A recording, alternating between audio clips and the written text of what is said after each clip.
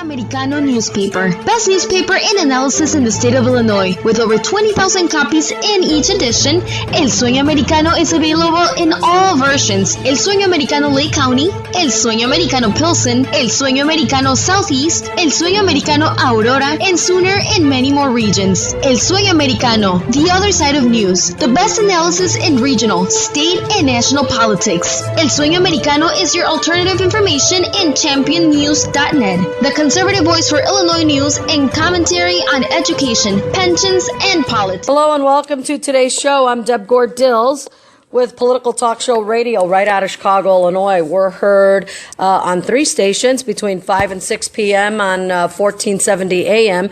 if you're near Indiana and southeast Chicago. We're heard on 1590 a.m. throughout the entire city and the north side. And if you're in the Zion area, you can hear us tonight from 8 to 9 p.m. on RadioLatina5.com. So today, my guest on the show is Paul Schimpf, who's running for Illinois Attorney General. I had the great pleasure of meeting Paul at a few conservative town halls that were held in the city of Chicago, sponsored by Jack Roser. They were really a great opportunity for people in the community and organizations and other candidates to get together and talk about their races and the challenges ahead of them, and a good way for us to bond. Paul Schimpf, welcome to my show. Deb, thank you so much for having me. Excited to be on. Yeah, and I was telling you before, I felt so bad because Paul had reached out to me a few times. I said, Paul, I want you on the show. And then like a million things, pulled me off my game, and I didn't know what I did with your email and then your number, and every time I thought about it, I couldn't reach you. So I'm so glad you finally made it. Tell me what exciting news is happening out there in this race against Lisa Madigan, the Illinois Attorney General. Well, the big news that I have to share is that we actually had Jill Tracy come on board the team and agree to be our honorary campaign chair. And I'm really excited about that because Jill, as you know, was one of the lieutenant governor candidates. But getting to know her, she is absolutely a rock star. I think that she is a great person, has a great vision for the state of Illinois. And she's going to help our campaign tremendously. And the way she'll be able to help is she's just somebody that can serve as a trusted advisor. This is my first political race, and I was born and raised in Illinois, but I was away from the state for 24 years while I was serving in the United States military. I was at the Naval Academy, and then I was a officer in the United States Marine Corps. But when I came back and actually started this race, it was a little bit like I was a contestant on the game show Survivor. You didn't know who to trust. You didn't know whether people were lying to you. So having Jill on board the team as somebody that's a trusted advisor, I think is going to be tremendously helpful going forward. Right. Tell us a little bit real quick about Jill's background. Isn't she like a state representative? She's a state representative. She has some experience in Springfield. More importantly, her family actually, has run the Dot Foods company, so she knows what it means to meet a payroll, run a business, provide jobs for people. And she was actually a regional director for the Illinois Attorney General's office back in the late 90s and early 2000s. So she has a perfect background to give me some sound advice, and that's why I'm really excited to have her on the team. Wonderful. Now tell me how all this lends itself to the actual task of having everyone in the state of Illinois vote for you, Paul, which I think they should, instead of Lisa Madigan. Well, Jill's going to help us get the message out, and I honestly believe that if we can get our message out, and that's a big if, but if we can get our message out, we will win this election going away, because our message is a self-evident truth that everybody realizes and agrees with, whether you're independent, Democrat, Republican, it doesn't matter. Everybody understands that you can't do anything about corruption if you're a political insider. If you want somebody to actually go to Springfield and do something about corruption, it's got to be somebody like me, somebody that can come in as a credentialed outsider. And I'm a conservative guy, but I was not recruited by the Republican Party, and that's important to know, because if I go to Springfield, my loyalty will be to the people of Illinois and the Illinois Constitution, not to the political hacks and insiders in either party. Yeah. It's interesting you said that because you must get a lot of people who cheer you on from the Tea Party who are not necessarily political insiders to any party either. Well, I get people, I get conservatives from the Tea Party. I've also gotten liberal Democrats, believe it or not, people that hear my message and they say, you know what, you're right. You're on a different place on the political spectrum than me. But I can see that you're not running to set social policy for the state of Illinois.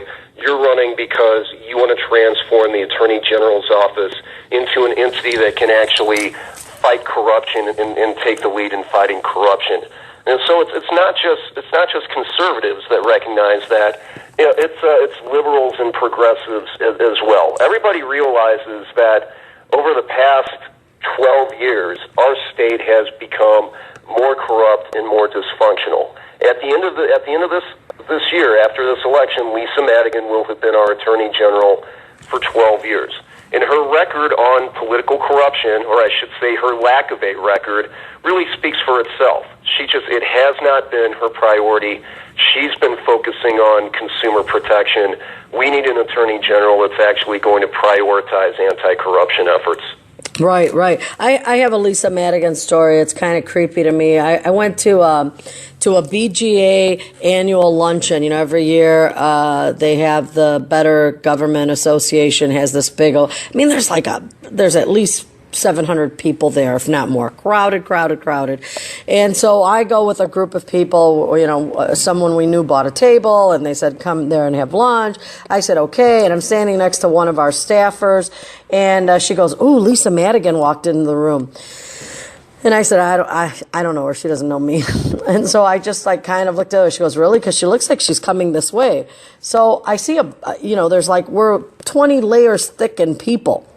And so I turn around, I don't spot her anywhere, and I said, she's not coming this way, trust me. We're surrounded by kind of the Republican grouping. What would she be coming over here for? She comes right through the group and she goes, hello, Debbie. Shook my hand and walked right out. Right? I don't go by Debbie. My mother calls me Debbie. That's it. No one, very few people call me Debbie. There are people who've known me when I was a kid and know my mother or close to my family. They know my name's Debbie. They'll call me Debbie, but nobody else calls me that. It was really creepy. Well, that's interesting. You've met Lisa Madigan one more time than I have. I wasn't looking to even meet her. I wasn't even facing her way. It was the woman, the staffer kept saying, here she comes, and I was thinking, she's not coming to say hello to me. I don't know her. And it was, you know what? She said, hi, Debbie. I turned around, she shook my hand, and she walked away. It was her way of letting me know that she knew who I was. Creepy, weird. That was it. I said, oh, great. I felt like doing the Twilight Zone thing. Do. I just said, okay, I don't know what that was about. That's my only Lisa Madigan story. And I wish I'd have more. You're right. If she was out there actually fighting corruption, which we tackle on day in and day out here in the political realm of Cook County, maybe I'd know her or meet her more often. But we definitely need change. I think a good percentage of the population is going to vote your way just because finally somebody's on the ballot against her. Talk to me about voter fraud, which is something else she doesn't find in Cook County. And, I encounter it and find it everywhere every day. But she doesn't find it. How are you going to counteract the voter fraud? Because the votes that are part of that fraud process go to her to give her the edge over you. How are you going to counter that edge? What do you think you're going to be able to do, or what do you need to have done? What's going on with that whole election integrity? Well, I definitely am going to make voter fraud one of my priorities that I look at as Attorney General. I think that on almost every political issue that we have debate on, there are legitimate policy points on each side of the issue. Yeah, are you going to be debating her? The reason I say almost every issue, though, is when it comes to voter ID, I don't think there's any legitimate policy points on the opposite side. To me, To me, I think everybody needs to show an ID in order to vote. You can, you have to have some kind of an ID when you register to vote. Therefore, if you've registered, you do have the ID. We make people show ID before they get on a plane. To me, it's just common sense. Right. Okay. But I think we need more than the voter ID. The voter ID is the first step. That's the most basic, obvious, common sense practice, is to get a voter ID in process. But if the person checking the ID is both a Democrat election judge, already part of the fraudulent process, knowing that the thousands of extra ballots with individuals' names who've long died or moved, but those ballots are still showing up there on election day, that they could easily just take right out, indicate a voter ID was shown, and then feed it into the machine to cast the vote. That's what's happening. How are we going to stop that? Well, we need some sunshine. We need people to actually look at it. We need people who are not part of the political combine to actually come in and take a look at our elections process. Yeah, there's no doubt that we need a lot of people there, because there was recently a study done. I don't know if you knew anything about it, but there was a study done by a group out of Kansas City, Missouri, who figured out that those extra ballots in Cook County, in Chicago alone, were in the sum of close to, 200,000 extra ballots show up in polling places across Chicago, and the only response that the Board of Elections has for Chicago citizens and candidates is, we're on the honor system. There's no money to not send those extra ballots there of people who died, people who moved, and so don't worry about it. Nobody's going to act. Nobody's going to take them and put them through the machine. Mm-hmm. What a joke, because I don't believe that for 1 second. No, it's something that we definitely need to take a look at our processes. We need somebody who is actually not a part of the political system to come in, because really once you're involved in a lot of these elections, even if your intentions are for the best, you lose your perspective. You think, okay, well, this is the way it's always been done, so why not keep doing it this way? One of the things that I tell people is, look, when you're voting in my race, you're not just choosing between me and Lisa Madigan, and we're on different places on the political spectrum, but you're actually voting for three things. You're choosing between Lisa and I on our politics, but this is also a chance for you to choose what the mission of the Attorney General's office is going to be. Lisa, over her the past terms that she's had, she's made it clear that her priority is going to be to focus on consumer protection and the environment. If you want an Attorney General whose priority is going to be anti-corruption and actually making sure that our constitutional rights are protected, then you need to vote for me. And the last thing that people are actually voting on in this election between me and Lisa Madigan is this is really a referendum on our political class that has failed the state of Illinois. Lisa Madigan really embodies the way things have been done in the political class. It's all about your connections, it's about your family name, it's about your money. It's not about your competence or your message. Yeah. And I don't have any type of a political lineage. I'm just the son of two school teachers from Southern Illinois. I grew up in the middle class, left to serve in the military for 24 years. I'm back here because I believe you have a duty to serve, and that didn't change once I took my uniform off. I believe you have a duty to serve. I agree. And you know what? We're going to go to commercials right now, Paul. When you come back, we want to talk more about your service and some of the things that relate to that today and where you're at on those issues.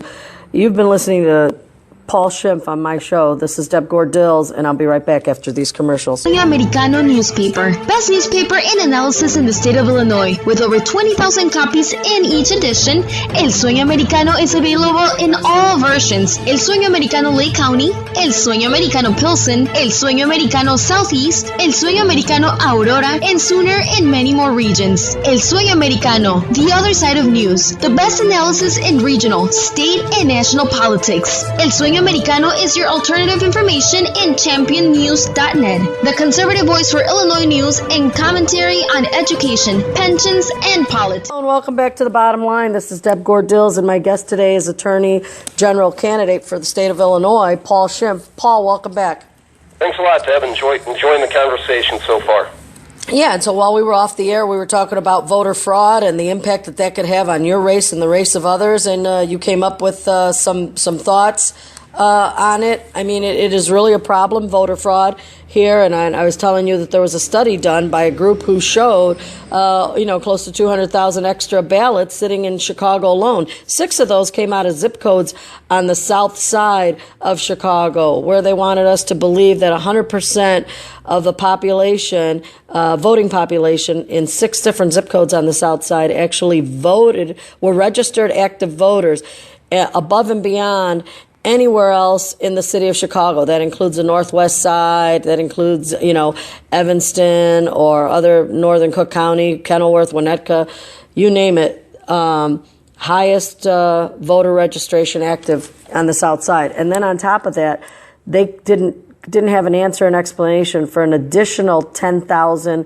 plus people registered to vote at 6 of those dozen zip codes down there.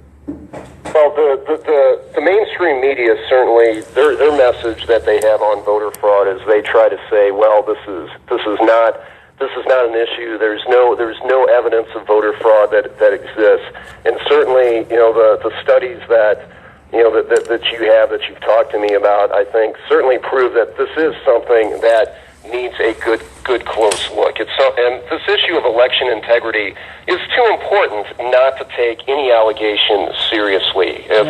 If people don't believe that their vote counts, if they believe that elections are rigged, it's very easy for our government to lose the consent of the governed, because we have to have confidence in our elections. So, looking into these allegations of voter fraud is something that we need to do. It's something that needs to be taken very seriously, and it's also something that that I want to tell people. Don't get discouraged, though. Even though these allegations are out there, we can fix our system. We can pull our state out of this. And this is something that actually my military background kind of gives me some experience in terms of, I've dealt actually with corruption, I've seen the impacts of corruption firsthand. When I was over in Iraq, I actually worked the trial of Saddam Hussein, and if those brave people can stand up, and pull themselves out of, the terrible situation that they were in, yes, we can certainly do it here in Illinois.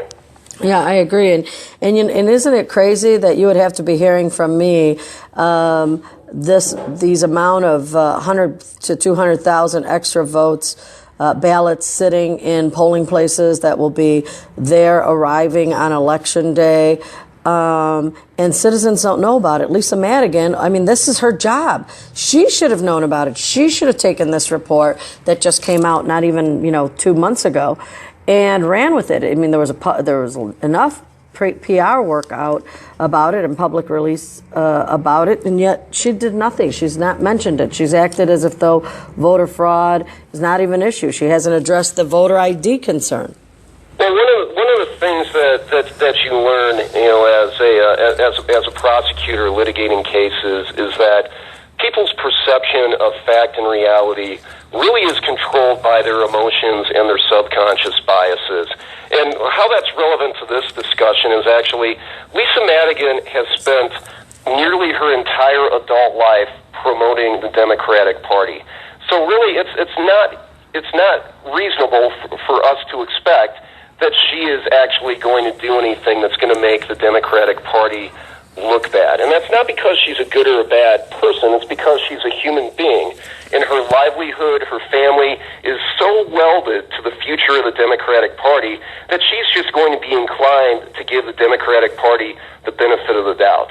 And that's why I go back to saying it's important that I was not recruited by the Republican Party. I am a conservative, but my loyalty is going to be to the people of Illinois and the Illinois Constitution. And if whether it's looking at political corruption, whether it's looking at voter fraud, I'm going to follow where the facts lead me, and it doesn't matter who is who is impacted, because I don't have any patrons in Springfield. I don't have any close family members in a position of power. So I do have the independent perspective that we need to actually look into these issues, consequences be damned. Yeah, absolutely, and I hope that our radio listeners out there understand the importance of getting Lisa Madigan out of this position and putting somebody in like yourself who can go after these voter fraud issues and address them and really make the changes that are necessary to preserve the integrity of the vote, not just in Chicago, but in the entire state of Illinois, and how that impacts national results when we're voting for presidential candidates who in fact make laws and changes that impact our lives, such as the one Barack Obama has been doing for 2 terms now. Barack Obama actually has, he ran on a powerful message uniting people, but unfortunately his actions just really haven't lived up to the message that he ran on. I think unfortunately President Obama has been one of the most divisive presidents we've had, and I can't think of any other president that referred to people on the opposite side of the political spectrum as enemies. That kind of rhetoric really tears our country apart. One of the other opportunities that I had while I was in the Marine Corps was I actually worked in the strategy office of the Office of Secretary of Defense, and this is the office that looks at the long-term threats to the United States. But my assessment of the biggest threat our country faces is not, Al Qaeda. It's not, a financial meltdown. It's just, I think our political system is becoming more toxic and more venomous, to the point where, if somebody disagrees with you, you immediately say, oh, well, they're an evil person. And we can't have that, because our problems are too great not to think that, oh, just one part of the country can solve them, one half of the political spectrum.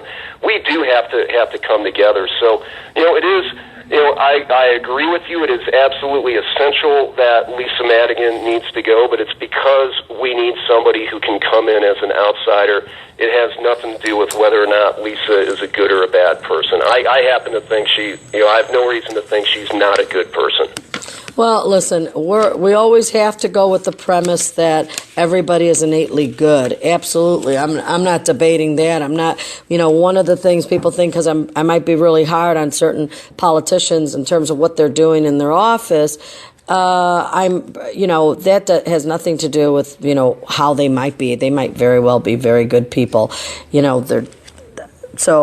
And I'm going to tell you that because I ran against Dick Mell in 2003 after he was involved in the election of his son-in-law, Rod Blagojevich, the governor. And everybody said, you are nuts. You're running against a guy who just got a governor elected. I took 14% of the vote. I was the first person ever to get on a ballot against him. He held me for 42 days challenging my signatures, of which I still won and got on the ballot. I single-handedly almost collected these myself. And it was really an eye-opening experience in 2003, but I still attended his wife's funeral.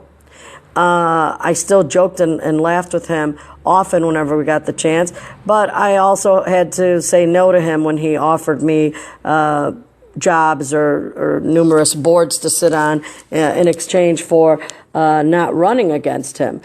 It had nothing to do with him. It just happened to be he was the alderman at the time where I lived. So, yeah, we're not trying at all to say that Lisa Madigan is a bad person. Just Lisa Madigan is not doing the job. And you could be really nice and friendly and sweet and kind, but if you're ineffectual, you're ineffectual. We need to see results. And people. That's exactly the point. No. Lisa Madigan, at the end of this year, will have been our Attorney General for 12 years. And that is, over the past 12 years, we all know, Democrats, independents, Republicans, we all know that our state has become more corrupt and more dysfunctional. So it's just simply a matter of we need more out of the Attorney General's office. Lisa Madigan is not getting the job done. But if you're satisfied, if someone is satisfied with the status quo, and they want more of the same.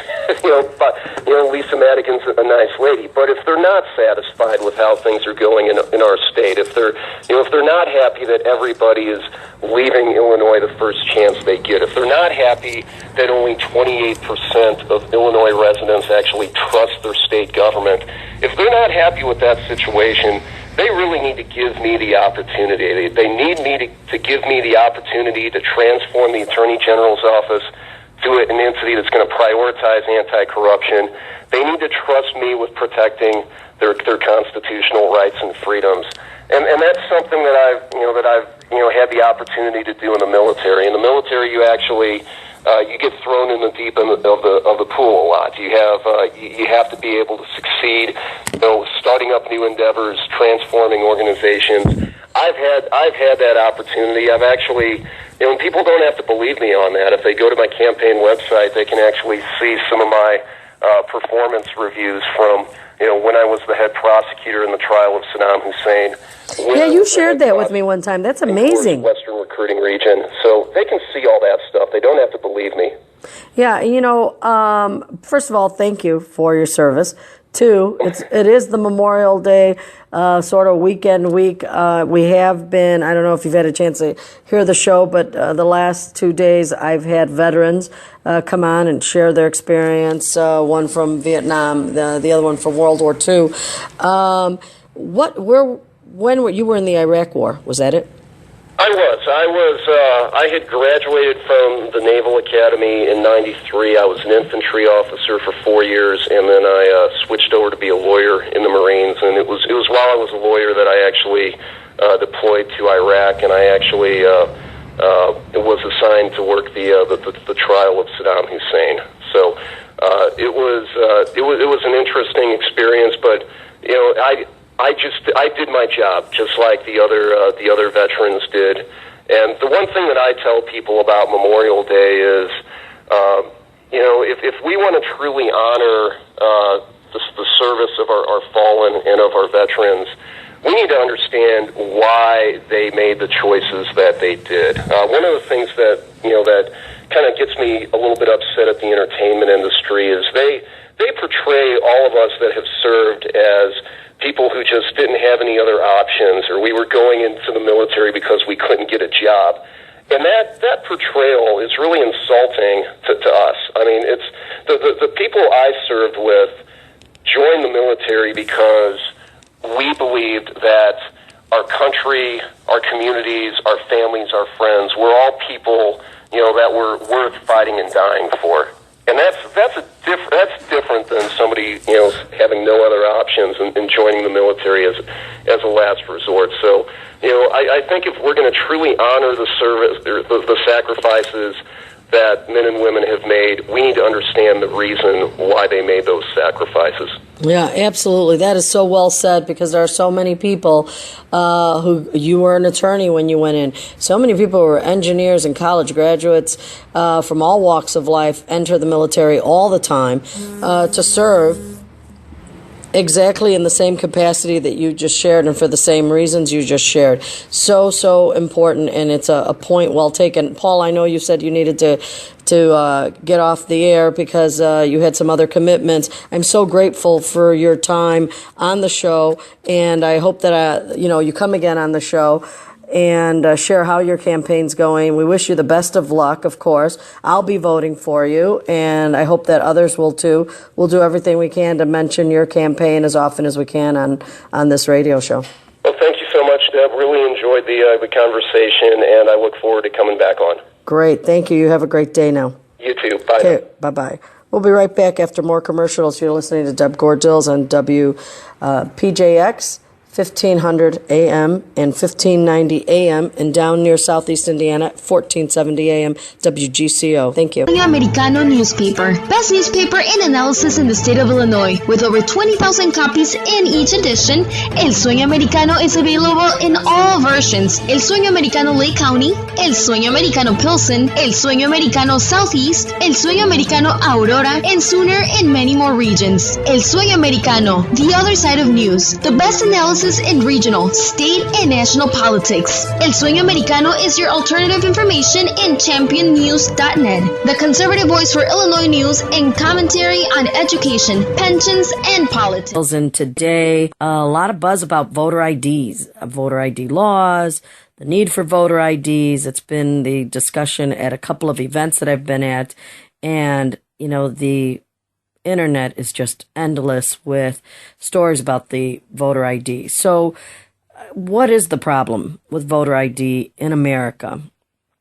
Well, the Democrats seem to say that if Republicans want a voter ID, it's a racist act, some kind of discrimination against poor people who can't afford a voter ID.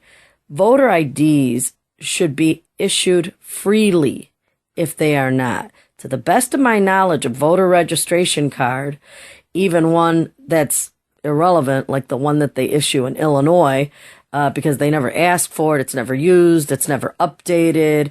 So even those irrelevant voter cards, because there's not even a photo attached to it that they give you in Illinois, are free. So they're free.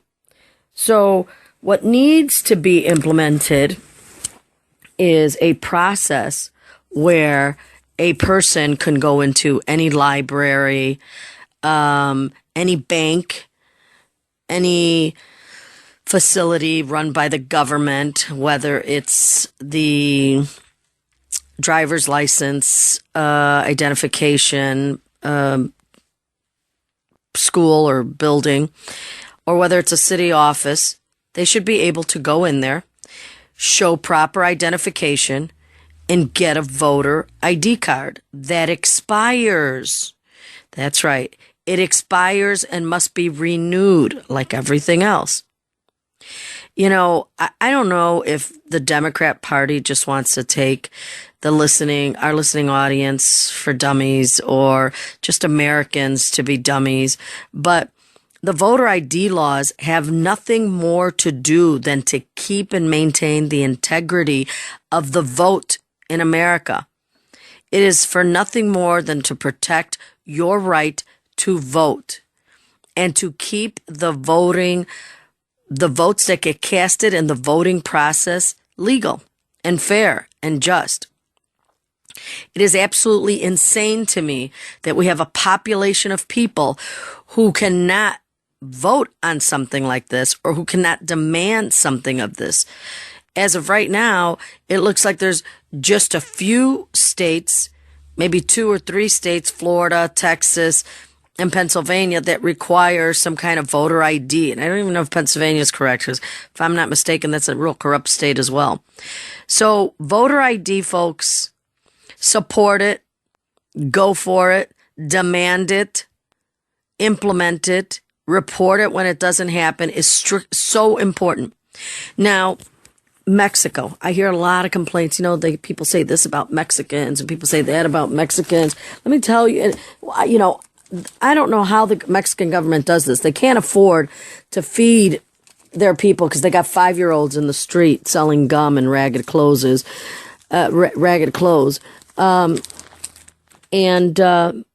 However, they have an unbelievable strict voting identification card that has a fingerprint on it. So it's not just a photo ID on your voter registration card. It has a fingerprint on it that needs the match, along with a hologram.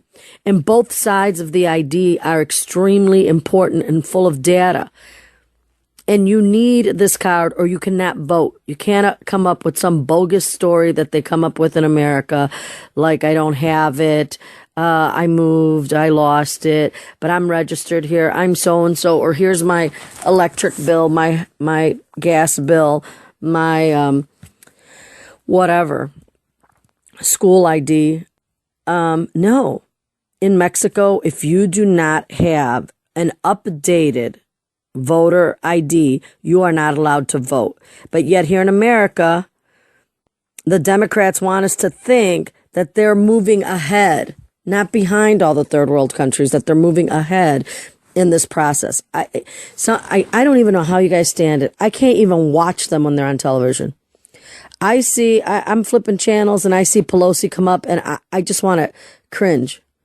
Obama, I cover my ears. Like, I can't even listen to him anymore. We must have voter IDs in Illinois and in every other state. And this is not a discriminatory thing, because Mexico has a wonderful, smart, brilliant, great, updated voter ID program. And when you go to get your voter ID, you even have to bring in birth certificates, identification, show that you've been a resident there for an X amount of period of time, be ready to be fingerprinted, photographed. It is amazing. The form, all the things you need that require you to be identification. The voter fraud in Mexico does not happen at the polls. It doesn't happen when you vote. It happens at tabulation time. In America, the voter fraud occurs all day long, all week long, weeks before the election, on election day, while voting is actually happening, and then the tabulation. And the Democrats need to keep it this way so that people like Obama can win a second term. Obama didn't win that second term. He stole that second term. Just like Dan Rutherford, it looks like he's down in the dumps right now in the state of Illinois with all the stuff that's happened in his race and in his personal life right now. But he'll stay in, and the Democrats will probably give him about 20, 30,000 fraudulent votes to make him the winner. So that all Illinoisans are scratching their head and going, God, out of all those Republicans, really? We picked that guy, the scandal guy? It's like Derek Smith in House District 10. The guy was indicted. The guy was going to jail. The guy had a criminal allegations like, I don't know, longer than my arm. And he wins House District 10? I mean, aren't you tired of wondering how these people get elected? Stop it. There isn't this massive, stupid voter out there block that shows up like zombies and dummies to the voting place. It's voter fraud. And to eliminate voter fraud, you need voter ID. And you need to get rid of these electronic machines. These electronic machines in Illinois, specifically in Cook County, that's used by Cook County electronically to manipulate the vote. Those things were bought in a communist country in Venezuela. The software is still owned by Chavez's family members. So knock it off with the thinking that what your elected officials are telling you about the vote and voter ID and what the Democratic Party is telling you is all true. Because there's a lot of other people out there who know better and are really tired of seeing the wrong people get elected. So let's try to do something positive this election cycle. Let's show the ID. Let's let them know when we're voting and showing the ID that we think they should be asking everybody to show it. We need to tell our elected officials to be accountable. The taxes on us here in Illinois are burdensome. It is crazy. We have been under Democratic control in the state of Illinois for 30 years. Aren't you tired of the increase in taxes, the increase in fines, the red light cameras, the speed cameras now in place? Aren't you tired of paying more money than all the other citizens in all the other states in America? I just don't get it. But what I want to continue to talk to you about right now is that voter ID. So if you Google Mexican voter ID and go to images, you'll click up and there's like 150 pictures there of Mexican residents showing you their voter ID card. These cards have to be renewed every 2 to 3 years. And we should have that process here. I mean, there are 25 things that you need a photo ID for. And only one thing you do not. You do not need it for voting. But you need it to go into CVS to buy nail polish. Seriously, CVS, the pharmacy. asks you to show a picture ID when you're buying nail polish. Don't ask me why, but they do. But you don't need a photo ID to vote, but you need it to buy nail polish. Something's seriously wrong here. We all know you need a photo ID to drive, to get married, what else do you need a photo ID to do?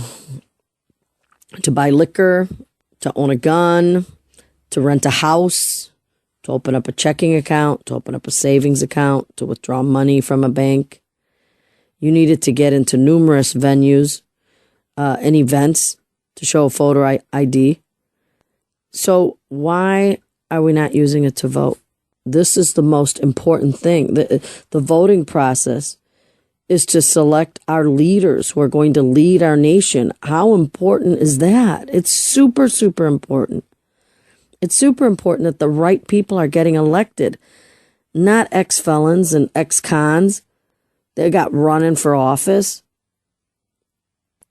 We need good people. In order for good people to win, and for us to be sure that good people are being elected, we need to be sure that the vote counts.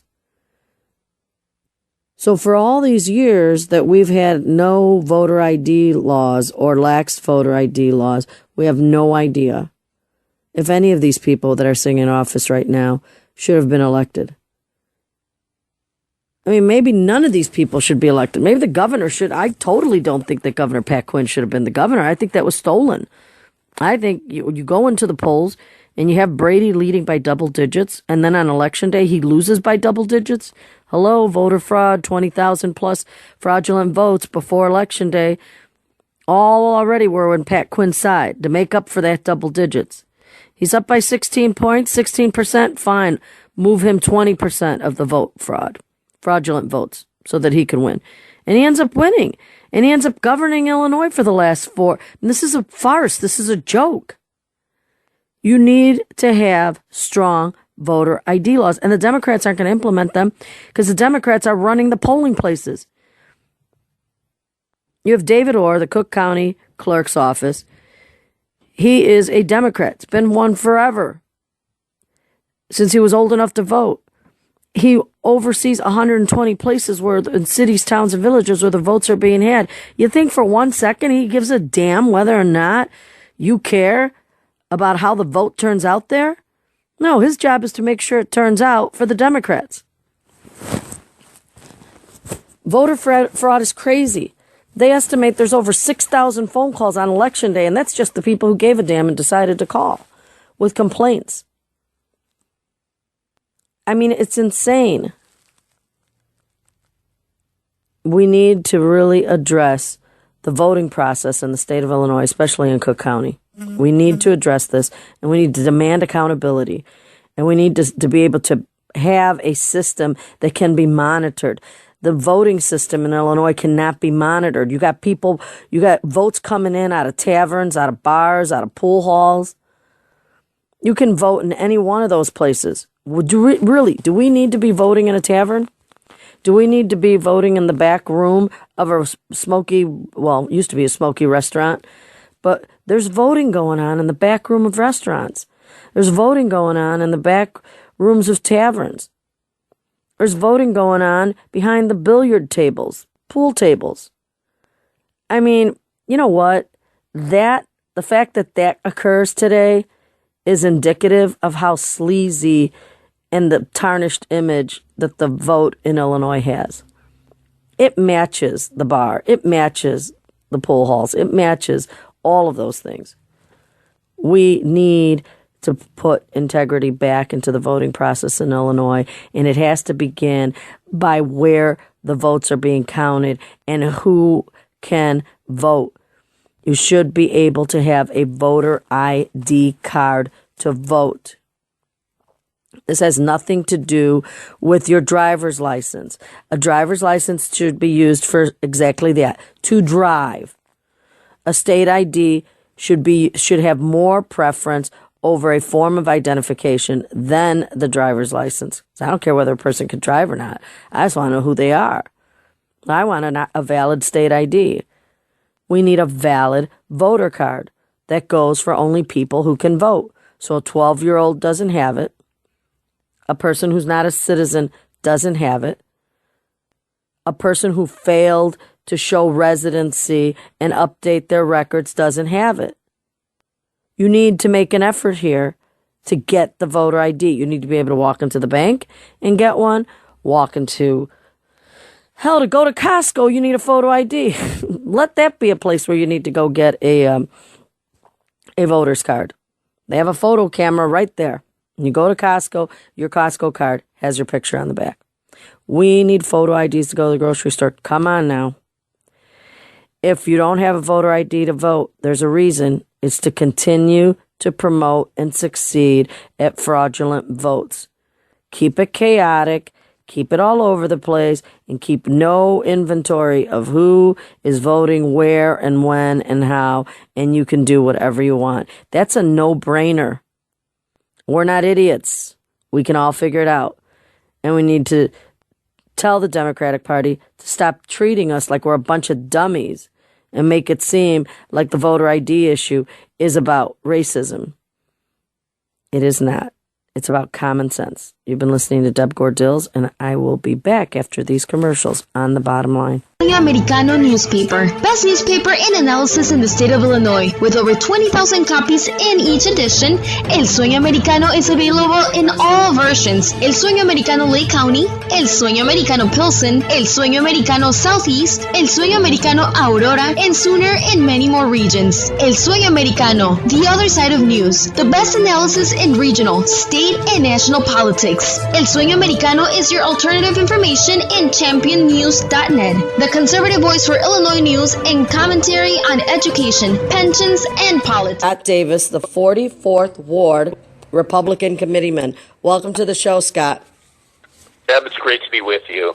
Thank you. So you and I are kind of cut out of the same fabric. People will probably say we're not politically correct. And we both work out of Chicago. We met some years ago working on a gubernatorial race. Tell me, how long have you been the Republican committeeman in the 44th Ward? Well, I was elected during the presidential primary back in 2012, so it's about 2 years. This is my my second election cycle as committeeman. And before that, I was an activist, sort of out of the libertarian camp of the Republican Party, and did a lot of activism around things like auditing the Fed, opposing Obamacare, and locally really just targeted what I thought were some freedom issues like red light cameras and speed cameras, and done some local activism around that. That's a big issue and a big scam here in the city of Chicago. So talk to me more about these red light cameras, because I don't think I have a single listener who loves the red light cameras. I know a guy who kind of works on putting the red light cameras up, so he likes them, but I don't think there's anybody else who likes them. Talk to us about what you've done. What's been the issue? How long? Give me all the details on how long the red light cameras have been up. What's the problem? What's the issues? I agree with you. It's a scam. Tell our listeners more about the red light cameras. Yeah, these things go back about 10 years in Chicago, and Chicago is the red light camera capital of the world. There are over 350 red light cameras in Chicago, doing around $60 million worth of tickets a year. And so what we've discovered, or what's been exposed the last few years, just recently, is that not only is this sort of just a corporatist scam where, some third party and the city split all the revenue, and it's really not about safety, it's about money. There was a corruption story with a provider called Redflex, and they paid off city officials who were in charge of sort of monitoring this red light camera program, gave them tickets to the Super Bowl, bought them 3 hotel rooms, and it really turned into a political scandal that was born in the Daley administration, but sort of got exposed under Mayor Emanuel. Since then, he's hand-selected a different company and gotten rid of that previous company, Redflex, which was so corrupt, to try and sort of paper over this. But the fact remains, this is about money. It's not about safety. There was no public uproar demanding red light cameras, or speed cameras for that matter, which is a new phenomenon in the city. And it's really just about a revenue scam for a government that can't live within its means, and that's the city of Chicago. Yeah, do you see any progress happening on this? Because I know that people ordinarily don't pay much attention to the cameras unless they actually get a ticket in the mail. And I know that I've paid 3 tickets so far in the mail on red light cameras, and there's no way to challenge them, because if you're photographed, that's it, you're done. I know I was driving down Peterson Avenue in an ice storm here in Chicago last winter, and as I was approaching the intersection, if I would have put the brakes, I would have skidded out of control. I knew that. So instead, I just slowed down and just coasted right through the yellow, and I got a ticket, and they still made me pay the fine. I mean, you're exactly right, and it's creating this death trap, this unsafe situation where at the point of no return, you have to decide if you're going to speed up or slow down. And in icy conditions, you did probably the right thing, slowed down, went through the intersection anyway, got nabbed and then got your picture taken for $100. Yeah, I did. And I knew there was traffic everywhere. There's a Walgreens right on that corner. I knew there were people waiting there.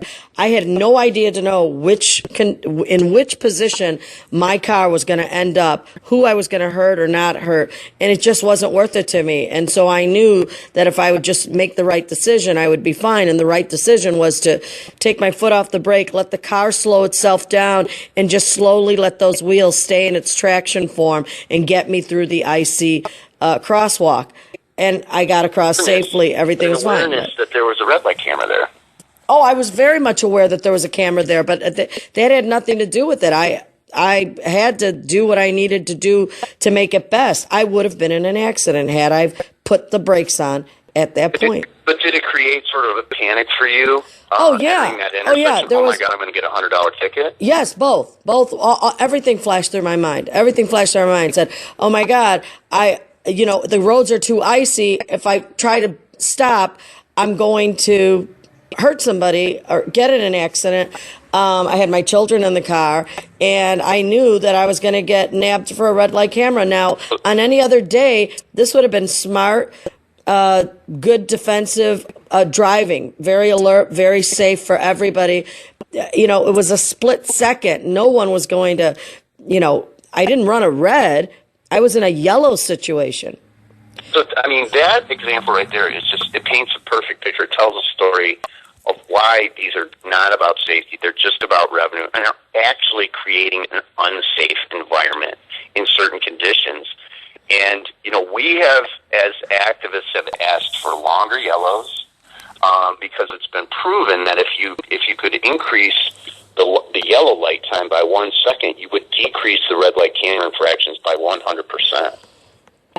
Yeah, it is unbelievable. We need a mayor to run in this city that runs for what benefits the people. There's no doubt that this is nothing about safety for the people. It is an unbelievable way to, you're right, earn money that's been misspent by this administration and the previous administration. Yeah, and in the standard yellow light time throughout the entire city of Chicago is 2.5 seconds. We've asked them to increase that to 3 seconds.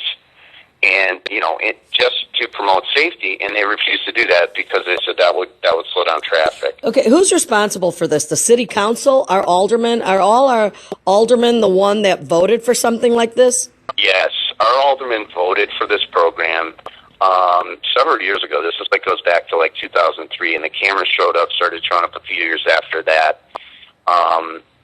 So yes, it's our elected officials.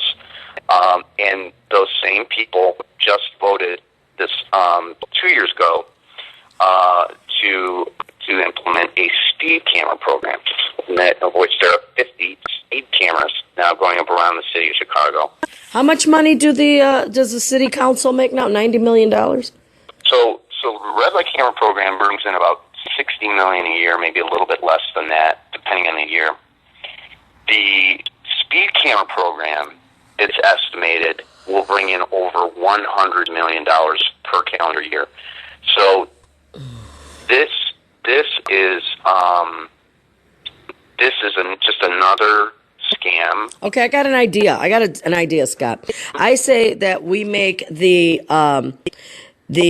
poster boards, the window boards that have a picture of the old-fashioned red light cameras, red and green, and it's on red, and it says "Stop him now," and every single person running for alderman against the guy who has it. I love that, and I agree with that. And this is a populist issue, and this is a game changer for people in the local elections this year because, there were actually about 13 no votes against the speed cameras, which is sort of unusual in city votes where there's often very little dissent. So this one was a little unique in that there was several no votes on the speed cameras, and that means if you could only flip about 13 more seats on the city council, you could have enough votes to overturn the speed camera and the red light camera programs, and then put the pressure on the mayor to get rid of these programs, which are not about safety. They're about revenue and a tax scam on drivers. This is just another scam in what I call the war on drivers. So you got protected bike lanes, you got red light cameras and speed cameras, and now you got this new concept called bus rapid transit. They're going to take out 2 lanes of traffic on Ashland Avenue, which is a major north-south artery in the city of Chicago, and dedicate those 2 lanes to bus rapid transit. And so this is just another thing, another government plan that no one asked for. No citizens have asked for this. So what they're doing is they're sitting around trying to figure out ways to make money on us. Yes. So this has to do with contracts. It has to do with government grants. It has to do with handing out jobs, TIF funds. There's all kinds of stuff. And oftentimes it's a corporatist angle. So you've got a private company like Redflex or some other company that's making money on every single ticket that is issued, and that's the same with the speed cameras, the red light cameras, and it's just a scam. We need to fight back at the local level. When is the aldermanic race? When can we vote the bums out? Yeah, so this summer, and probably late in the summer, is when we'll be able to begin a ballot access to get on the ballot to run for alderman. And I believe the first round will be in February of 2015, so about a year from now.